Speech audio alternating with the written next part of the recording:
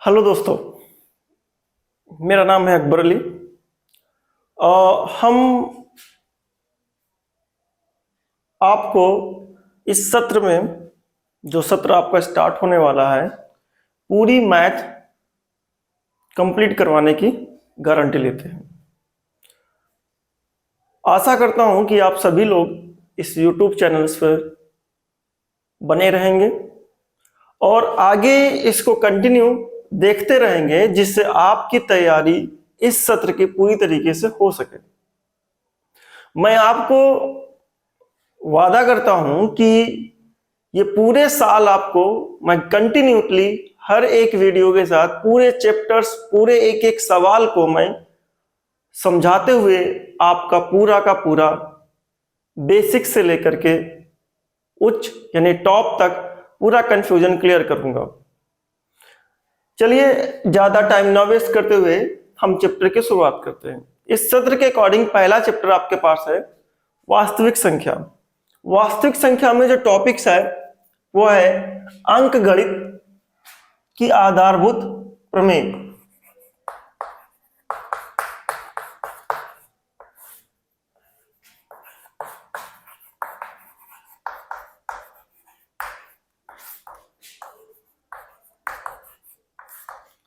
इस टॉपिक में हमें बेसिक क्या करना है, इस टॉपिक के अनुसार हमें किसी भी संख्या का एलसीएम यानी लघुत्तम समापवर्तक और एचसीएफ मतलब महत्तम समापवर्तक निकालना होता है। ठीक है, और इसके अकॉर्डिंग, इसके अनुसार हम ये भी देखेंगे कि सबसे पहले हमें गुणनखंड करना आना चाहिए, जिससे हम आने वाले जितने भी इससे रिलेटेड टॉपिक हैं उसके हम लघुत्तम समापवर्तक और महत्तम समापवर्तक निकाल सकें। चलिए हम कुछ उदाहरण से इसको समझते हैं। जैसे हमारे पास 24 है। 24 का जो गुणनखंड है वो ये है 2 गुणे 2 गुणे 2 गुणे 3। ठीक है, इस 24 के गुणनखंड को आप लोगों ने अभी तक जो पढ़ा हुआ है वो इस तरीके से पढ़ा हुआ है कि 2 गुणे 2 गुणे 3। लेकिन यहां पास आपको इनके जो है वो परमेय संख्या के घात के रूप में पढ़ना है। मतलब इसको हम ऐसे भी लिख सकते हैं 24 का गुणनखंड 2 की पावर 3 गुणे 3 की पावर 1। इस तरीके से हम लिखेंगे और जो रियलिटी है आपको यहाँ पर इसी तरीके से लिखने का, मतलब जो गुणनखंड आपने शुरुआत में पढ़ा हुआ है वही गुणनखंड आपके पास है, लेकिन उसको जो जितनी बार आया हुआ है उसको उतनी पावर के साथ में रिप्रेजेंट कर दिया गया है। यहां पास और भी आगे अगर देखें तो हमारे पास और भी संख्या है 72। ठीक है, 2 2 2 3 3। इसको अगर लिखे 2 की पावर 3 3 की पावर 2, ये हमारे पास है। तो हम ये जानते हैं कि गुणनखंड इस तरीके से हो रहा है और इन गुणनखंडों को हम इस तरीके से भी लिख सकते हैं। अब सवाल यह है कि हम इससे रिलेटेड लासा कैसे निकालें और मासा कैसे निकालें। लासा और मासा निकालने के लिए हमें कई कंसेप्ट की जरूरत होती है। बेसिकली मैं आपको एक कंसेप्ट बताता हूं, उस कंसेप्ट के अनुसार आप इसको निकाल सकते हैं। ये दो संख्याएं हैं, इनके गुणनखंड इस तरीके से किए गए हैं और यही इनकी अंकगणित की आधारभूत प्रमेय है। मतलब किसी भी वास्तविक संख्या को हम उसके गुणनखंड के परमेय गुणनखंड के रूप में हम लिख सकते हैं। तो अब हमारे पास 24 और 72 का जो गुणनखंड है वो ये है और ये है। हम मासा निकालना चाहते हैं, तो मासे के लिए अगर देखा जाए तो क्या है, गुणनखंडों में कह रहे हैं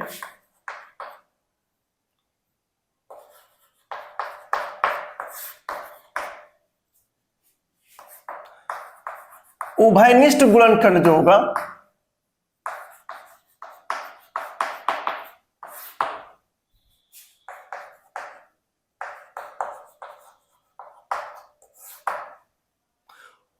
गुणनखंडों में उभयनिष्ठ गुणनखंड की सबसे छोटी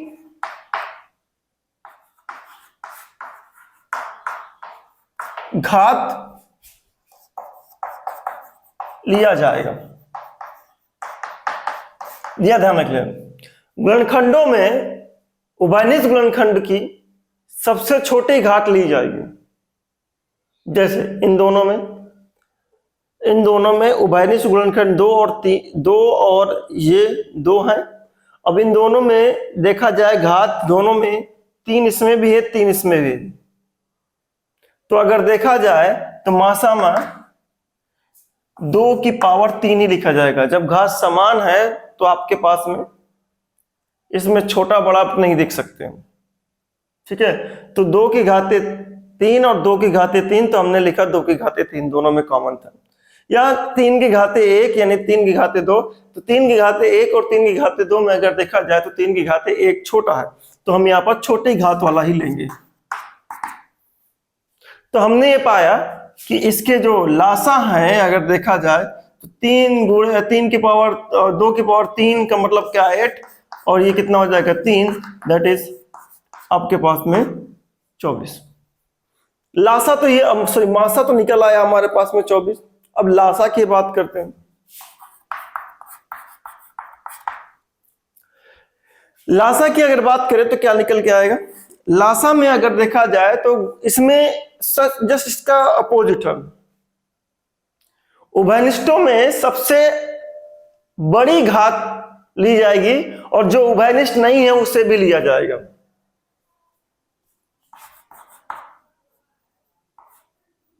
संख्या के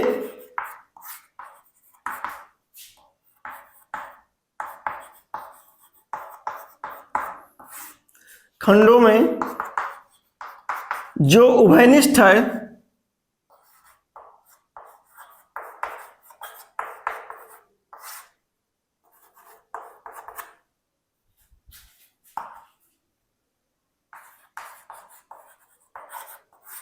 उसकी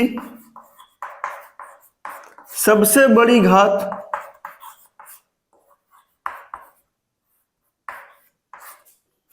और जो नहीं है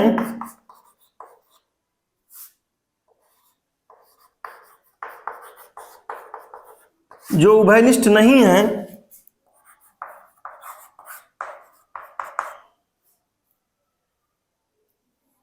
उनकी भी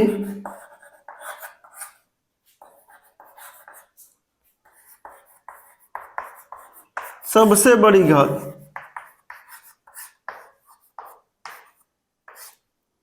ये लासा का कंसेप्ट है। अगर मैं इन दोनों में बात करूं लासा में तो क्या लिखा जाएगा, देखिए उसमें 24 और 72 में सबसे बड़ी घात 2 और 2 उभयनिष्ठ है। सबसे पहले उभयनिष्ठ देखा, 2 और 2 उभयनिष्ठ है। इसमें बड़ी घात तो नहीं निकाल सकते हैं क्योंकि घात बराबर है। और अगर इन दोनों में देखा जाए तो बड़ी घात आपके पास इसके पास है, तो हमने लिया आपके पास में 72, ठीक है। तो इस तरीके से आप अंकगणित की आधारभूत प्रमेय के बारे में जानकारी प्राप्त कर सकते हैं। और हम जो प्रश्न आएगा वो इसी तरीके से हल करने के लिए भी आएगा। लासा कैसे निकालते हैं, मासा कैसे निकालते हैं, वो आपको पूरे यूपी बोर्ड्स के पेपर में या किसी भी बोर्ड्स के पेपर में अगर आप हिंदी मीडियम के स्टूडेंट्स हैं तो आपको इसी तरीके से आपको ये टॉपिक यानी इससे आए हुए क्वेश्चन को हल करना पड़ेगा, ठीक है। Pause the video and note down.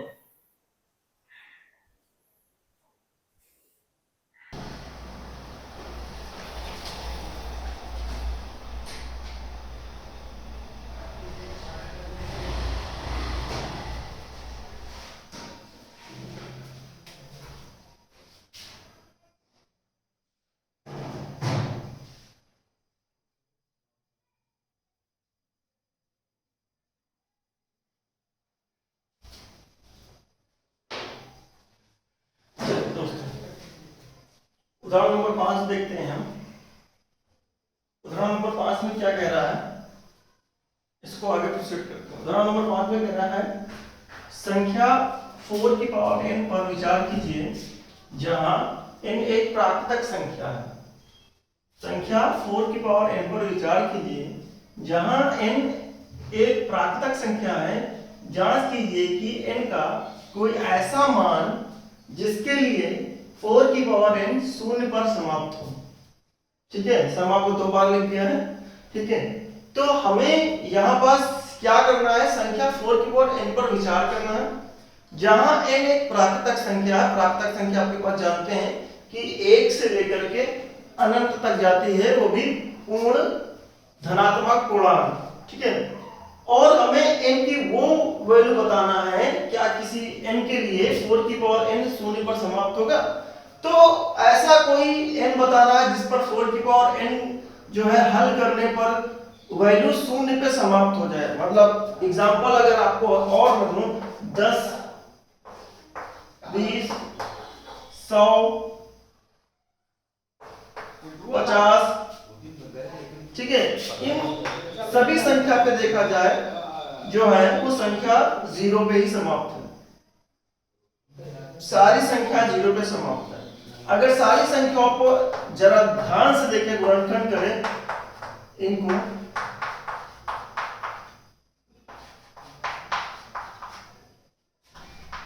सारी संख्या को गुणनखंड करने पर हमको क्या प्राप्त होता है। हमने पाया कि इसका गुणनखंड किया तो 2 और 5 का गुणनखंड इसमें मौजूद है, इसके गुणनखंड किया 2 और 5 का गुणनखंड मौजूद है, इसका गुणनखंड किया तो 2 और 5 का गुणनखंड मौजूद है, और अगर हम इसका गुणन किया तो 2 और 5 का गुणनखंड मौजूद है। मतलब जितने जीरो होंगे उतने ही 2 और 5 के गुणनखंड होने चाहिए। 2 जीरो है, 2 और 5, 2 और 5 का गुणनखंड, 1 जीरो है, 2 और 5, 1 जीरो है, 2 और 5, 1 जीरो है, 2 और 5। 1000 का भी अगर करेंगे आप कितना मिलेगा, 2 2 2 5 5 5। ठीक है, 2 और 5, 2 और 5, 2 और 5। ठीक है, 1 2 और 5 से 1 जीरो, 1 2 और 5 से 1 जीरो, 1 2 और 5 से 1 जीरो, 3 जीरो हो गया आपके पास। ठीक है, तो हमें मिला कि अगर 0 पे संख्या समाप्त होनी है, 0 पे संख्या समाप्त होनी है, तो सबसे पहले हमें इस बात पे फोकस करना चाहिए कि उस संख्या जो हमें संख्या 0 पे समाप्त करनी है कि उस संख्या पे 2 और 5 के गुणनखंड उपस्थित है या नहीं। 2 और 5 के गुणनखंड उपस्थित होंगे तो ही वो संख्या 0 पे समाप्त होगी। अगर 2 और 5 के संख्या क्या नाम है संख्या यानी गुणनखंड उस पर उपस्थित नहीं है तो वो संख्या आपके पास में समाप्त नहीं होगी। तो इसका हल क्या होगा आपके पास में, इसका हल अगर देखा जाए तो हल ये है 4 की पावर n का गुणनखंड है 2 गुणे 2 की पावर n। 4 की पावर n को हम लिख सकते हैं 2 की पावर 2 की पावर n। ठीक है, इसका मतलब हम लिख सकते हैं 2 की पावर आपके पास एक्सपोनेंट्स के अकॉर्डिंग अगर देखा जाए a की पावर b और होल पावर n है तो आपकी मल्टीप्लाई पावर मल्टीप्लाई हो जाती है, गुणा हो जाती है। तो हमने ये पाया यहां पास 2 की पावर 2 है, और इसके आपके पास में गुणनखंड में हमने पाया अभाज्य गुणनखंड में, अभाज्य गुणनखंड में गुणनखंड में 2 की पावर यहां कुछ और लिख लीजिए 2 की पावर a गुणे 5 की पावर b उपस्थित नहीं है।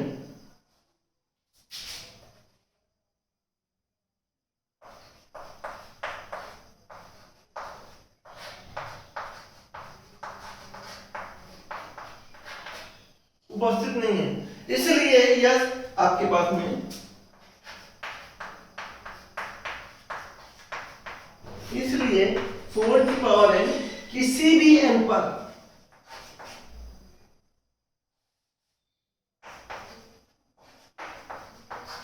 किसी भी n पर शून्य पर समाप्त नहीं होगी। मैं इसको इधर लिख दे रहा हूं, किसी भी n पर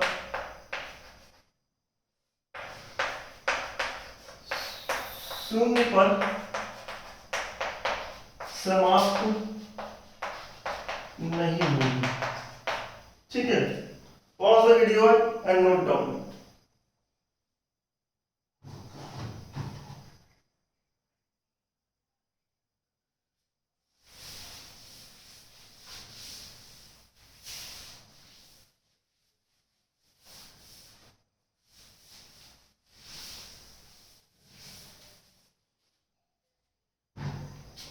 अब 6 नंबर की अगर बात करें, संख्या 6 और 20 के अभाज्य गुणनखंड विधि से एचसीएफ और एलसीएम ज्ञात कीजिए। 6 का अभाज्य गुणनखंड 2 गुणे 3, इसको हम लिख सकते 2 की पावर 1, 3 की पावर 1 लिख सकते हैं। 20 को लिख सकते हैं 2 गुणे 5, तो हम 20 को लिख सकते हैं 2 की पावर 2 गुणे 5 की पावर 1। तो अगर हम इसको देखें, इसका एचसीएफ निकालें, एचसीएफ में मैंने अभी आपको समझाया था इसी टॉपिक में कि एचसीएफ में दोनों गुणनखंडों में जो उभयनिष्ठ है और उसकी पावर छोटी है, इन दोनों गुणनखंडों में दो उभयनिष्ठ है और इसकी पावर जो है इसकी छोटी 2 की पावर है। इसमें 5 3 है, इसमें 3 नहीं है, तो ये उभयनिष्ठ नहीं है। इसमें 5 और इसमें 5 नहीं है, तो उभयनिष्ठ नहीं है। तो उभयनिष्ठ नहीं है तो इसमें नहीं लिया जाएगा। इसका मतलब एचसीएफ क्या निकल के आया, एचसीएफ निकल के आया। तो एलसीएम में उभयनिष्ठ भी लिया जाता है और उभयनिष्ठ जो नहीं है उसको भी लिया जाता है। एलसीएम में जो उभयनिष्ठ है उसकी सबसे बड़ी पावर ली जाती है। ठीक है, जो उभयनिष्ठ है उसकी सबसे बड़ी पावर ली जाती है। तो इन दोनों में अगर देखा जाए, दोनों के गुणनखंड में उभयनिष्ठ ये और ये है, तो दोनों की पावर अगर देखा जाए तो 2 की पावर 2 है सबसे बड़ी पावर। इन दोनों में देखिए, इन दोनों में 3 उभयनिष्ठ नहीं है, लेकिन 3 लिया जाएगा क्योंकि आपको बताया गया है जो उभयनिष्ठ है उसकी भी पावर ली जाएगी और जो उभयनिष्ठ नहीं है उसकी भी पावर ली जाएगी। 5 इसमें है उसमें नहीं है, उभयनिष्ठ नहीं है, तो 5 की पावर 1। तो आंसर क्या निकल के आया, 4 3 5, 4 5 जा 20, 23 जा 60, इसका एलसीएम निकल के आया 60। सेम फिनोमेना आपके पास में इसके साथ भी है, उदाहरण नंबर 7 के साथ। उदाहरण नंबर 7 क्या है, अभाज्य गुणनखंड विधि द्वारा 96 और 404 का आपको गुणनखंड करना है। 404 का गुणनखंड करना आपके पास में, तो करते हैं 404 का गुणनखंड।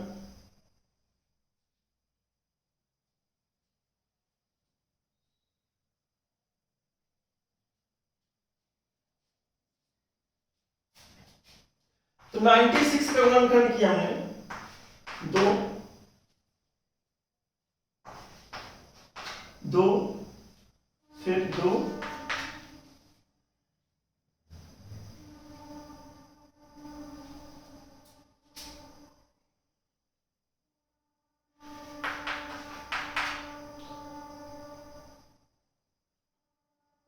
3। अगर इसकी पावर देखा जाए कितना है, 2 की पावर 5 और 3 की पावर 404 में अगर देखा जाए क्या मिलेगा, 2 2 इंटू 101। मेरे हिसाब से 101 डिवाइड किसी नहीं होगा कि ये क्या है, पर में है। अब इसमें 404 की अगर देखा जाए कितना मिला, 2 की पावर 2 10 की पावर 1। एचसीएफ की बात करें, एचसीएफ में मैंने कहा था जो कॉमन है उसकी सबसे छोटी पावर। एचसीएफ में जो कॉमन है वो 2 है, इसकी छोटी पावर क्या है, 2 की पावर 2। कितना आंसर आएगा एचसीएफ, एचसीएफ निकल के आएगा 4। एलसीएम की अगर बात करते हैं क्या निकल के आएगा? एलसीएम की बात करते तो एलसीएम निकल के आएगा आपके पास जो सबसे बड़ी पावर जो कॉमन है, जो कॉमन नहीं है उसकी भी पावर, ये भी आएगा और ये भी आएगा। और अगर हम इसको कैलकुलेट करें तो क्या कैलकुलेट करके निकल के आएगा, ये भी ध्यान देने वाली बात है। ठीक है, वो कैलकुलेशन क्या निकल के आएगा समझ लेंगे बात को। आप इन दोनों को मल्टीप्लाई कर लेंगे, 2 की पावर 5 और 3 की पावर 1 का मल्टीप्लिकेशन क्या है 96 ही है। 96 को 101 में मल्टीप्लाई कर दीजिए, क्या मिलेगा 96 इंटू 101, तो 96 का 101 के साथ मल्टीप्लाई हो तो 6 969 9696 एचसीएफ आएगा आपके पास में, एलसीएम आएगा। ठीक है, आई होप आपको समझ में आया होगा। अगर वीडियो आपको अच्छी लगी तो लाइक करें, सब्सक्राइब करें और चैनल को जो रेड आइकन है उसको जरूर दबाएं आपके पास में, क्योंकि सब्सक्राइब जितना ज्यादा करेंगे उतना ज्यादा मैं आपको वीडियो और आपके हर एक कंसेप्ट को क्लियर करता रहूंगा। ठीक है, ये 10th क्लास का चैप्टर था। आप 10th के स्टूडेंट्स हैं तो आप इसमें कंटिन्यूटी बनाइए, जिससे मैं आपको हर दिन एक नई वीडियो हर एक डाउट के साथ, हर एक कंसेप्ट के साथ आपको पूरा सिलेबस कंप्लीट कर सकूं। ठीक है, और जो नहीं है बच्चे वो अपने आसपास पड़ोस के बच्चों के साथ इस चैनल को शेयर करें, इस वीडियो को शेयर करें या अपने रिश्तेदारों के साथ शेयर करें, जिससे आपके दोस्त या दूर के रिश्तेदार जो नहीं पढ़ पा रहे हैं गांव में, जिनके पास अच्छी क्वालिटी की एजुकेशन नहीं है, वो आसानी से घर बैठे बिना कोचिंग की फीस दिए हुए आसानी से इस टॉपिक को, इस चैप्टर्स को यानी इस सब्जेक्ट को आसानी से पढ़ सकते हैं। जिससे चैप्टर्स को मैं पढ़ाऊंगा ही पढ़ाऊंगा, साथ में आपको इससे आने वाले जो सवाल हैं, जो 10 साल में आए हुए सवाल हैं चैप्टर के साथ साथ, वो भी हल कराते हुए चलूंगा। ठीक है, जरूर से जरूर आप इस चैनल को अपने दोस्तों के साथ में शेयर करिए, अपने रिश्तेदारों के साथ में शेयर करिए, जिससे उनके बच्चे या उनके उन दोस्तों के बच्चे जो हैं वो इस चैनल का लाभ उठा सके, उस वीडियो का लाभ उठा सके। ठीक है, मैं बंद करता हूं, आशा करता हूं कि आप चैनल को सब्सक्राइब करेंगे। ठीक है, धन्यवाद।